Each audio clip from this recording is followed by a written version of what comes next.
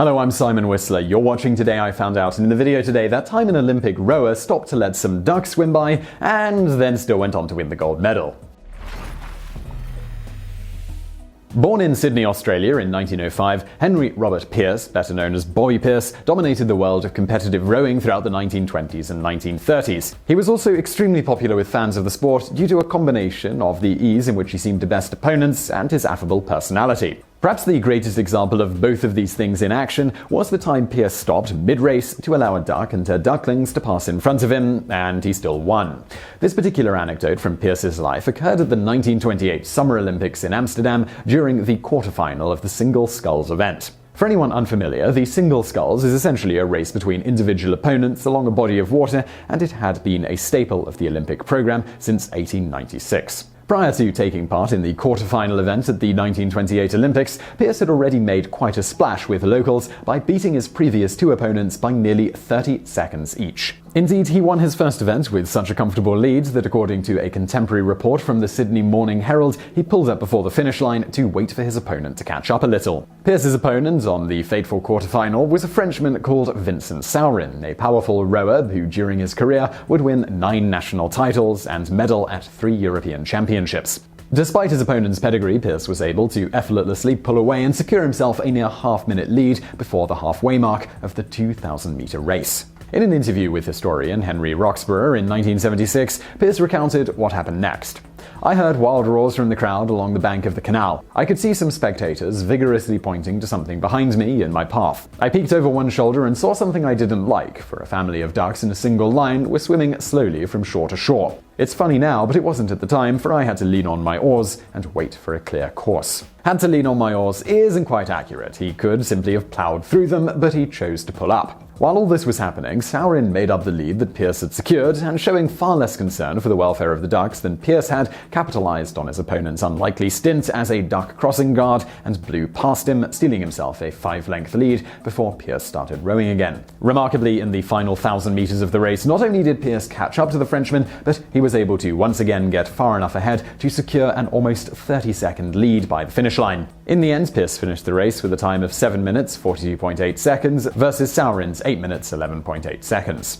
This in and of itself would be impressive, but it should also be noted that not only was Pearce able to beat Saurin by nearly half a minute after coming to a complete stop in the middle of the race, but in that race he also finished with the fastest time of any of the 8 competitors that round. We should also probably mention that this was during the elimination portion of the competition, meaning Pearce had risked his chance of winning an Olympic medal for his country in his first Olympics to let the ducks pass.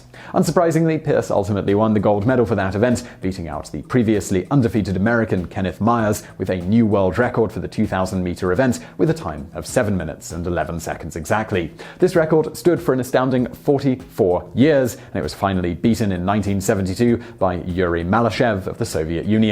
As for the formerly undefeated Myers, his time in that face-off was a nearly equally remarkable 7 minutes and 20.8 seconds, which would have been a new world record, beating the old one by almost 15 seconds, if it wasn't for Pearce's time. Despite his incredible talent, as Pearce was barred from competing for money if he wished to continue competing in the Olympics, he struggled to make ends meet for much of his early life, even being unemployed during the early 1930s, scraping a living by collecting scrap paper at the Sydney showgrounds. His fortunes turned around, however, when he met Scottish whiskey magnate Lord Dewar, who happily offered Pearce a job selling his whiskey as his official Canadian representative, prompting Pearce to move to Canada. Despite the move, Pearce continued to compete for Australia in the 1932 Olympics, in which he defended his title, winning the gold by narrowly beating out American William Miller by a mere 1.1 seconds in the final. While this was a close finish, it should be noted that the nearest competitors behind these two finished a whopping 30 seconds back. Shortly after the 1932 Olympics concluded, Pearce decided to turn pro, barring him from future Olympics, but at least allowing him to earn some money at his greatest skill while his body was still up to it.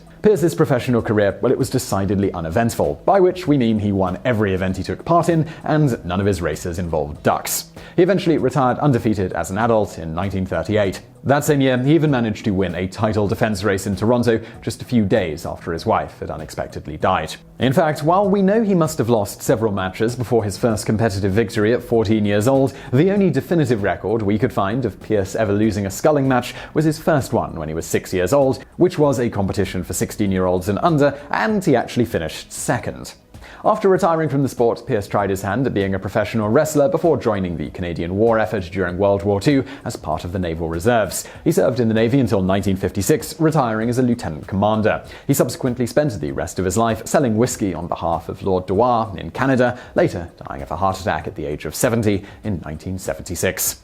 And now for some bonus facts. Before his sculling career, Pearce served in the Australian Army, where he was the Army heavyweight boxing champion. And now another bonus fact. Australians have historically always done well at rowing events, and rowers such as Pearce have long attributed this to the fact that Australians train in the sea rather than in a river or a lake. Training in the sea is more difficult because it's harder to control the boat. For Pearce, he was also aided by the fact that he had a rather unique training regimen, using interval training. In his case, he would sprint for a quarter of a mile in his craft, then rest for a time, then sprint again, etc. Pearce would alternate this with rowing long distance as his primary methods of training.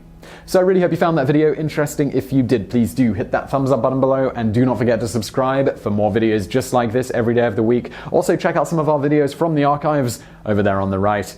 And as always, thank you for watching.